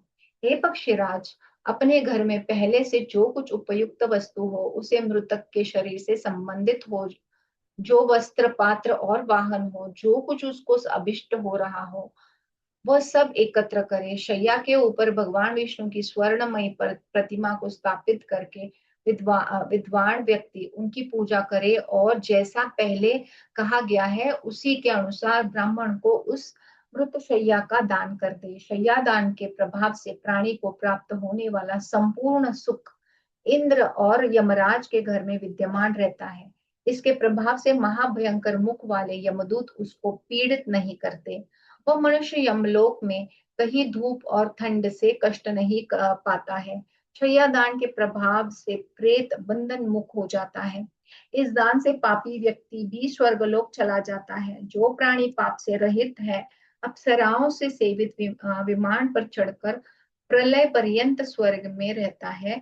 जो नारी अपने पति के लिए नवक, षोडश और सांवत्सरिक श्राद्ध तथा शय्यादान करती है उसको अनंत फल प्राप्त होता है। मृत पति का उपकार करने के लिए जो स्त्री जीवित रहती है उसके साथ मरती नहीं, जो वह सती जीवित रहते हुए भी अपने पति का उद्धार कर सकती है। स्त्री को अपने मृत पति के लिए दही दधी, अन्न, शयन, अंजन, कुमकुम, वस्त्राभूषण तथा शय्यादि सभी प्रकार के दान देना चाहिए। स्त्रियों के लिए इस लोक में जो कुछ वस्तुएं उपकारक हो, जो कुछ शरीर पर प्रयोग किए जाने योग्य वस्त्राभूषण और भोग वस्तुएं हो, उन सभी को मिला करके प्रेत की प्रतिमा बनाकर उन्हें यथास्थान पर नियोजित करके लोकपाल इंद्रादि देवगण, सूर्यादि ग्रह, गौरी तथा गणेश की पूजा करे। उसके बाद श्वेत वस्त्र धारण करके पुष्पांजलि सहित ब्राह्मण के समक्ष प्रार्थना करे। हे विप्रदेव, प्रेत की यह प्रतिमा सभी उपकरणों और समस्त रत्नों से युक्त है। मैं आपको इसे प्रदान करता हूँ। आत्मा ही शिव है, यही शिवा और गौरी है। यह सभी देवताओं के साथ इंद्र है। अतः इस शय्यादान से यह आत्मा प्रसन्न हो। इसके बाद उस शैया को परिवार वाले आचार्य ब्राह्मणों को प्रदान करे। ब्राह्मण उसको ग्रहण करने के बाद तत्पश्चात उस ब्राह्मण की प्रदक्षिणा करके प्रणाम करे और उन्हें वहां से विदा करे। हे पक्षिण, इस विधि से एक शैया का एक ही ब्राह्मण को दान देना चाहिए। एक गौ, एक गृह, एक शैया और एक स्त्री का दान बहुतों के लिए नहीं होता है। विभाजित करके दिए गए ये दान दाता को पापी के कोटि में गिरा देते हैं। हेताक्ष, इस प्रकार बताई गई विधि के अनुसार जो प्राणी शय्यादि का दान करते हैं तो उसे जो फल प्राप्त होता है उसको तुम सुनो। इस दान से दाता 100 दिव्य वर्षों तक स्वर्गलोक में निवास करते हैं। व्यतीत पात योग कार्तिक पूर्णिमा, मकर तथा कर्क की संक्रांति में सूर्य चंद्र ग्रहण में द्वारका, प्रयाग, नैमिषारण्य, कुरुक्षेत्र, अर्बुद अबू पर्वत, गंगा, यमुना तथा सिंधु नदी और सागर के संगम तट पर जो दान दिया जाता है यह उससे भी बड़ा दान है। इस शय्या दान के 16वें अंश को भी वह सभी दान प्राप्त नहीं कर पाते हैं। वह प्राणी जहाँ जन्म लेता है वहीं उस पुण्य का फल भोगता है। स्वर्ग में रहने योग्य पुण्य के क्षय होने के बाद वह सुंदर स्वरूप धारण करके पृथ्वी पर पुनः जन्म लेता है।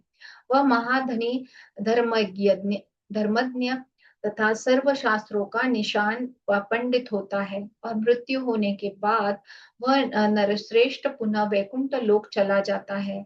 अद्भुत है, अप्सराओं से चारों ओर घिरा हुआ वह प्राणी दिव्य विमान पर चढ़कर स्वर्ग में अपने पितरों के साथ हव्य कव्य ग्रहण करता हुआ प्रसन्न रहता है। हेताक्ष, यदि पितर प्रेमत्व को प्राप्त है तो सपिंडीकरण के बिना अष्टका, अमावस्या, मघा नक्षत्र तथा पितृपर्वत में किए गए जो श्राद्ध हैं वे पितरों को नहीं प्राप्त होते। सपिंडीकरण का कार्य वर्ष पूरा हो जाने पर करना चाहिए, इसमें संशय नहीं है।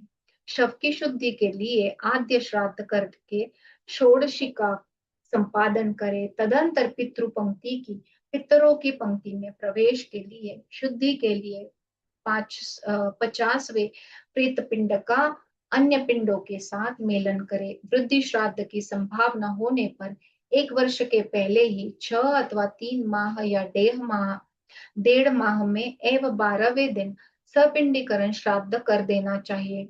शूद्र का श्राद्ध स्वेच्छा पूर्वक हो सकता है। अग्निहोत्री ब्राह्मण की मृत्यु होने पर द्वादश को सपिंडन कर्म होना चाहिए। जब तक वह कर्म नहीं किया जाता है तब तक वह मृत अग्निहोत्री ब्राह्मण प्रेत योनि में ही रहता है। अतः अग्निहोत्र करने वाले ब्राह्मण को द्वादशाह में ही सपिंडीकरण की क्रिया कर देनी चाहिए। गंगा आदि महानदियों में अस्थि क्षेपण, गया तीर्थ श्राद्ध, पितृपक्ष में होने वाले श्राद्ध सपिंडीकरण के बिना वर्ष के मध्य में नहीं करना चाहिए। यदि बहुत सी सपिंडिया सप्तिनिया और उनमें से एक भी स्त्री पुत्रवती हो जाए तो उसी एक पुत्र से ही वे सभी पुत्रवती होती हैं। असपिंड अग्निहोत्री पुत्रों को पितृ यज्ञ नहीं करना चाहिए। यदि वह ऐसा आचरण करता है तो पापी होगा और उसे पितृ हत्या का भी पाप लगेगा। पति की मृत्यु होने पर जो स्त्री अपने प्राणों का परित्याग कर देती है तो पति के साथ ही उसका सपिंडीकरण कर देना चाहिए। पिता के अनुचित रूप से लाई गई विवाहित वैश्य वर्ण अथवा क्षत्रिय जो भी पत्नियां हो उसका सपिंडन कोई भी पुत्र कर सकता है। जब प्रमादवश ब्राह्मण किसी क्षुद्र कन्या से ही विवाह कर लेता है तो मरने के बाद उसके लिए एक उद्दिष्ट श्राद्ध बताया गया है और सपिंडीकरण श्राद्ध उसी के साथ करना चाहिए। अन्य चारों वर्णों से ब्राह्मण के चाहे 10 पुत्र हो किंतु उन्हें अपनी अपनी माँ के सपिंडीकरण की क्रिया में नियुक्त होना चाहिए। अन्यष्टका, पौष, माघ और फाल्गुन मास के कृष्ण पक्षी की नवमी तिथि जो संगनियों का मातृ श्राद्ध होता है वो होने वाला तथा वृद्धि हेतु श्राद्ध एवं सपिंडन श्राद्ध में पिता से पृथक माता का पिंड प्रदान करना चाहिए। हेताक्ष, पितामही के साथ माता और पितामह के साथ पिता का सपिंडन अपेक्षित है, ऐसा मेरा भी मत है। यदि स्त्री पुत्रहीन ही मर जाती है तो उसका सपिंडन पति करे। धर्मता पति को अपनी माता, पितामही एवं प्रतिता प्रपितामही इन तीनों के साथ अपनी पत्नी का सपिंडन करना चाहिए।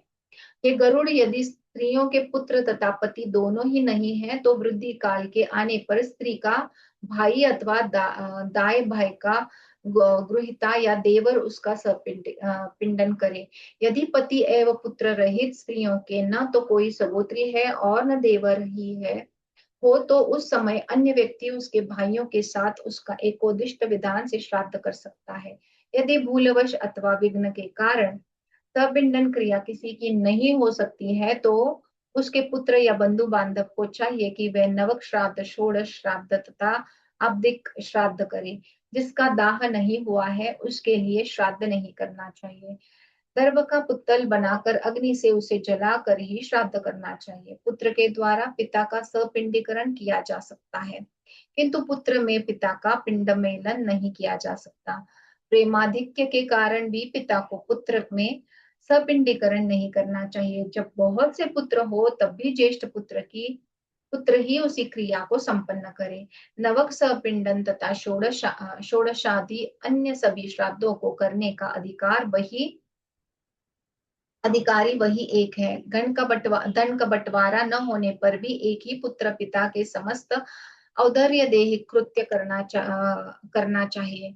मुनियों ने भी इसी बात को कहा है कि पिता की अत्यष्टि एक ही पुत्र करता है। यदि पुत्रों में परस्पर बंटवारा हो गया हो तो उन सभी पुत्रों को पृथक पृथक संवत्सराधिक क्रिया करनी चाहिए। स्वयं प्रत्येक पुत्र को अपने पिता का श्राद्ध करना चाहिए। जिनके निमित्त ये षोडश प्रेत श्राद्ध संपन्न नहीं किए जाते हैं, उनका अन्य सैकड़ों श्राद्ध करने पर भी पिशाचत्व स्थिर रहता है। हे खगेश्वर, पुत्रहीन का सपिंडीकरण उसके भाई भतीजे पिंडज अथवा शिष्यों को करना चाहिए। सभी पुत्रहीन पुरुषों का सपिंडन पत्नी करे अथवा ऋत्विज या पुरोहित से उसे कार्य को संपन्न कराए। पिता की मृत्यु हो जाने पर वर्ष के मध्य जब सूर्य ग्रहण या चंद्र ग्रहण हो तो पुत्र को पार्वण श्राद्ध नांदी श्राद्ध नहीं करना चाहिए। माता पिता और आचार्य की मृत्यु होने पर वर्ष के मध्य में तीर्थ श्राद्ध, गया श्राद्ध तथा अन्य पैतृक श्राद्ध नहीं करना चाहिए। पितृपक्ष, गजच्छाया योग, मनवादी और युगादि तिथियों में सपिंडीकरण के बिना पिता को पिंडदान नहीं देना चाहिए। कुछ लोगों का विचार है कि वर्ष के मध्य में भी यज्ञ पुरुष तथा देवतादि के लिए जो देय है उसका दान देना चाहिए। पितरों को भी अर्घ्य और पिंड से रहित जो कुछ देय है वह सब दिया जा सकता है। यही विधि कही गई है। देवों के लिए पितर देवता है, पितरों के पितर ऋषि हैं, ऋषियों के पितर देवता हैं। इस कारण पिता सर्वश्रेष्ठ है। पितर देवतागण और मनुष्यों के यज्ञनाथ भगवान विभु है। यज्ञनाथ को जो कुछ दिया जाता है वह समस्त शरीरधारियों को दिया हुआ माना जाता है। पिता के मरने पर वर्ष के मध्य जो पुत्र अन्य श्राद्ध करता है, निसंदेह 7 जन्म में किए गए अपने धर्म से हीन हो जाता है। पिंडोदक क्रियादि से रहित प्राणी प्रेत हो जाते हैं। वह इसी रूप में भूख प्यास से अत्यंत पीड़ित होकर वायु के साथ चक्कर काटते हैं। यदि पिता प्रेतत्व योनि में पहुंच जाता है तो पुत्र के द्वारा की गई समस्त पैतृ की क्रिया नष्ट हो जाती है। यदि माता की मृत्यु हो जाती है तो पितृ कार्य नहीं होता है। यदि माता की मृत्यु हो जाए, पिता और पितामही अर्थात दादी जीवित रहती है तो माता का सपिंडन प्रपितामही के साथ ही करना चाहिए। हे गरुड़, मेरे इस वचन को सुनो, यह सर्वथा सत्य है। इस पृथ्वी पर जिन जिन मरे हुए मनुष्यों का पिंड मेलन अर्थात सपिंडीकरण नहीं होता है, उसके लिए पुत्रों के द्वारा अनेक प्रकार से दिया गया हंतकार, उपहार, श्राद्ध तथा जलाजली उन्हें प्राप्त नहीं होती है। बहुत ही डिटेल्स है।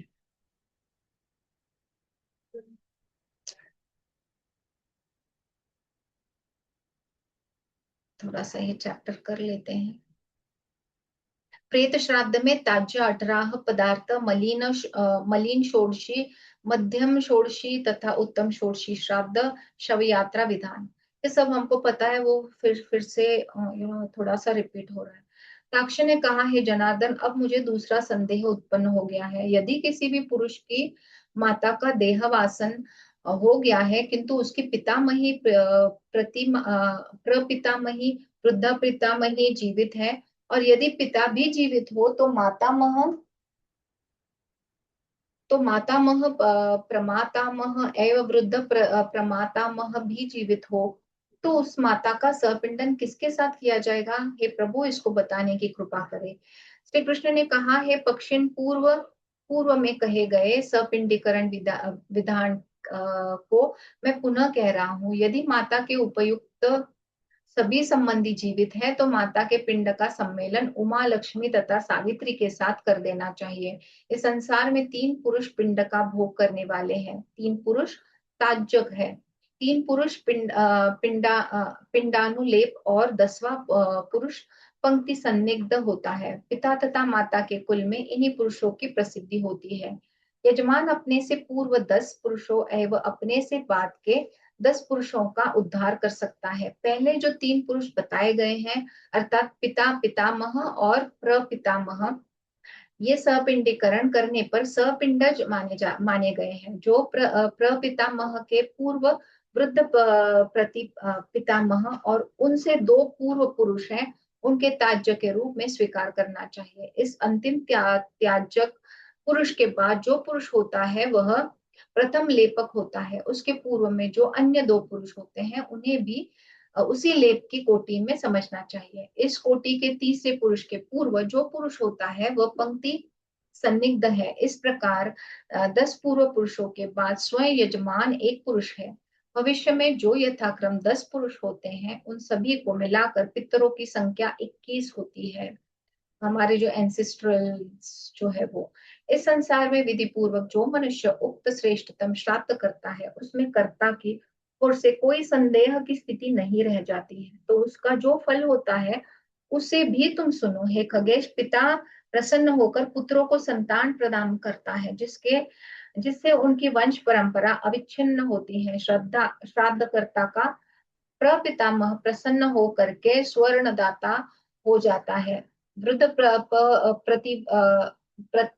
प्रपितामह प्रसन्न होकर श्राद्धकर्ता को विपुल अन्नादि प्रदान करते हैं।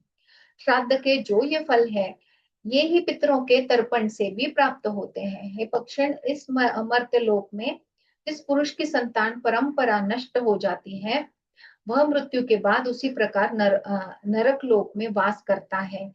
जिस प्रकार कीचड़ में फंसा हुआ हाथी होता है, नरक भोग प्राप्त करने के बाद वह प्राणी वृक्ष अथवा सरीसृप योनि में जन्म लेता है। वह उस नरक के बिना संतान के निश्चित ही मुक्त नहीं होता है। अतः संतान विहीन मरे हुए प्राणी के लिए आचार्य, शिष्य अथवा दूर के सगोत्री को उसके उद्देश्य से भक्ति पूर्वक नारायण बलि कर देने चाहिए। उस कृत्य से पाप विमुक्त होकर वह विशुद्ध आत्मा निश्चित ही नरक से छुटकारा पा जाता है और स्वर्ग में जाकर वास करता है। इसमें कुछ विचार करने की आवश्यकता नहीं है। धनिष्ठा से लेकर रेवती पर्यंत जो 5 नक्षत्र हैं, ये सभी सदैव अशुभ होते हैं। उन नक्षत्रों में ब्राह्मण आदि समस्त जातियों का दाह संस्कार या बलि कर्म नहीं करना चाहिए। इन नक्षत्रों में मृत प्राणी के लिए जल भी प्रदान करना उचित नहीं है। ऐसा करने से वो अशुभ हो जाता है। मृत जो है वो स्वजन हो तो भी इस काल में लोग शव यात्रा नहीं करनी चाहिए। स्वजन को पंचक की शांति के बाद ही मृत का सब संस्कार करना चाहिए। अन्यथा पुत्र और सगोत्रियों का उस अशुभ पंचक के कुप्रभाव से दुख ही झेलना पड़ता है। जो मनुष्य इन नक्षत्रों में मृत्यु प्राप्त करता है, उसके घर में हानि होती है। ये पंचक जो पार्ट है वो बहुत ही डेंजरस होता है। इस पंचक की अवधि में जो प्राणी मर जाता है, उसका दाह संस्कार तत्संबंधित नक्षत्र में मंत्र से आहुति प्रदान करके नक्षत्र में मध्यकाल में भी किया जा सकता है। संध्या की गई हुई आहुति पुण्यदायिनी होती है। तीर्थ में किया गया दाह उत्तम होता है। ब्राह्मणों को नियम पूर्वक यह कार्य मंत्र सहित विधि पूर्वक करना चाहिए। ये यथाविधि अभिमंत्रित कुश की 4 पुतलियों को बना करके शव के समीप में रख दे। उसके बाद उन पुतलियों को सहित उस शव का दाह संस्कार करे। तदंतर सूतक के समाप्त होने पर पुत्र को शांति कर्म भी करना चाहिए। जो मनुष्य इन धनिष्ठादि 5 नक्षत्रों में मरता है, उसको उत्तम गति नहीं प्राप्त होती। अतएव उसको उसके उद्देश्य से तिल, गौ, स्वर्ण और घृत का दान विप्रों को देना चाहिए। ऐसा करने से सभी प्रकार के उपद्रवों का विनाश हो जाता है। शौच के समाप्त होने पर मृत प्राणी अपने सपुत्रों से सदीप्त प्राप्त करता है। जो पात्र पादुका, छत्र, स्वर्ण मुद्रा, वस्त्र तथा दक्षिणा ब्राह्मण को दी जाती है वह सभी पापों को दूर करने वाली है। पंचक के मरे हुए बाल, युवा और वृद्ध प्राणियों का औदर्भ दैहिक संस्कार प्रायश्चित पूर्वक जो मनुष्य नहीं करता है उसके लिए नाना प्रकार का विघ्न जन्म लेता है। प्रेत श्राद्ध में 18 वस्तुओं त्याज्य होती हैं, यथा आशीर्वाद, द्विगुण कुश, प्रणव का उच्चारण, एक से अधिक पिंडदान, अग्नोकरण, उद्दिष्ट श्राद्ध, वैश्वदेवार्चन, विकीर्दान, स्वाधा का उच्चारण और पितृ शब्दोच्चार नहीं करना चाहिए। इस श्राद्ध में अनु शब्द का प्रयोग, आवाहन तथा उन्मुख वर्जित है। असीमात्मक विसर्जन, प्रदक्षिणा, तिल, होम और पूर्णाहुति तथा बलि वैश्वदेव भी नहीं करना चाहिए। यदि करता है तो उसे अधोगति प्राप्त होती है। प्रथम षोडशी को मलिन श्राद्ध के नाम से अभिहित किया जाता है तथा मृत स्थान द्वार, अर्धमार्ग, चिता में स्मशानवासी प्राणियों के एवं पड़ोसियों के उद्देश्य से शव के हाथ में तथा छठा श्राद्ध अस्थि संचय काल में होता है। उसके बाद 10 पिंड श्राद्ध जो प्रतिदिन एक करके 10 दिन किए जाते हैं वे भी मलिन श्राद्ध की कोटि में आते हैं। इस प्रकार इन्हें प्रथम षोडश श्राद्ध कहा गया है। हिताक्ष, अन्य मध्यम या द्वितीय षोडश की को भी तुम मुझसे सुनो। इस षोडश श्राद्ध को क्रिया में सबसे पहले विधिवत एकादश श्राद्ध करना चाहिए। उसके बाद ब्रह्मा, विष्णु, शिव, यम और तत्पुरुष के नाम से 5 श्राद्ध हो, ऐसा तत्व चिंतनों ने कहा है। हे खगेश, इन षोडश श्राद्धों के बाद प्रतिमास एक श्राद्ध के अनुसार 12 श्राद्ध, 11वें मास में उनाब्दिक श्राद्ध, त्रिपाक्षिक श्राद्ध, उन्मासिक और षुण्मासिक श्राद्ध करने का विधान है। शवशोधन के लिए आद्य श्राद्ध करके तथा अन्य त्रिदोष त्रिषोडश श्राद्ध करके पितृपंक्ति विशुद्धि के लिए 50वें श्राद्ध से मिलाना चाहिए। जिसका 50वां श्राद्ध नहीं किया गया है वह पितृपंक्तियों में मिलने योग्य नहीं है। उक्त त्रिषोडश अर्थात 48 श्राद्ध से मृत प्राणी के प्रेतत्व का विनाश होता है। 49 श्राद्ध हो जाने पर पंक्ति स्निग्ध पितरोगण का सामीप्य प्राणी को मिल जाता है। 50वें श्राद्ध से पितरों के साथ संधि मेलन करना चाहिए। अब शव विधि बताई जाती है। शव यात्रा प्रारंभ करने के पूर्व बनाई गई पालकी में शव के हाथ पैर बांध देने चाहिए। यदि ऐसा नहीं किया जाता है तो वह पिशाच योनि के हाथ पहुंच जाते हैं। शव को अकेला नहीं छोड़ना चाहिए। यदि उसको अकेला छोड़ दिया जाता है तो दुष्ट योनियों के स्पर्श से उसकी दुर्गति होती है। ऐसे कहा जाता है कि जो ग्रेट टोज होते हैं दोनों पैरों के तो वो बांधे जाते हैं। तो अगर नहीं बांधे तो जो आजू बाजू के जो पिशाच या जो भी क्या बोलते हैं पिशाची, तो वो बॉडी में घुस जाते हैं।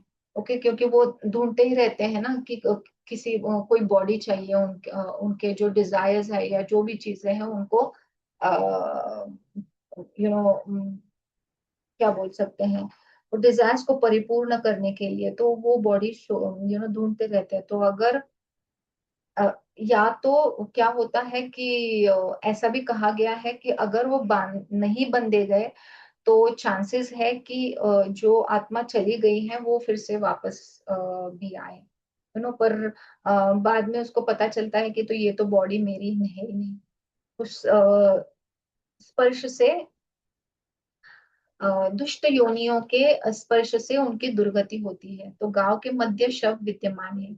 ऐसा सुनने के बाद इच्छानुसार यदि भोजन कर लिया जाता है तो उस अन्न और जल को क्रमशः मांस तथा रक्त समझना चाहिए। गांव के बीच शव के रहने पर तांबूल सेवन, दंत धावन, भोजन, स्त्री सहवास तथा पिंडदान त्याज्य है। स्नान, दान, जप, होम, तर्पण और देव पूजन का कार्य करना भी व्यर्थ ही हो जाता है। ये पक्षीराज, बंधु बांधव और सगे संबंधियों के लिए मृत काल में ऐसा ही उपयुक्त व्यवहार अपेक्षित है। इस धर्म के त्यागने से प्रेत पाप संलिप्त हो जाते हैं। यहाँ पे हम रुकते हैं।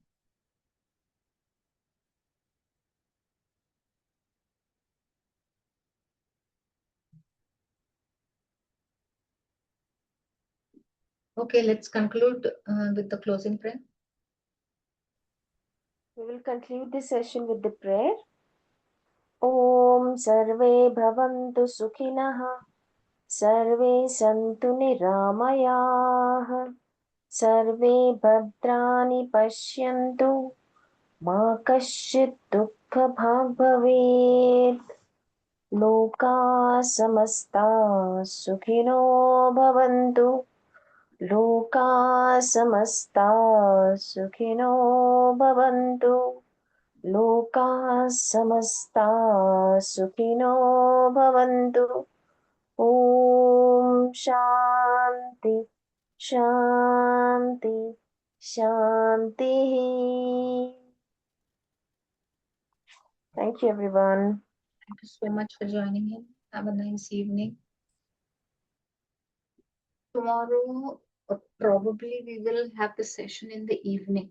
I'm not sure about the timing, but it will not be at the regular time. So I'll put up the time during, I think by noon, I should know at what time. Thank you so much. Thank you so much. Thank you.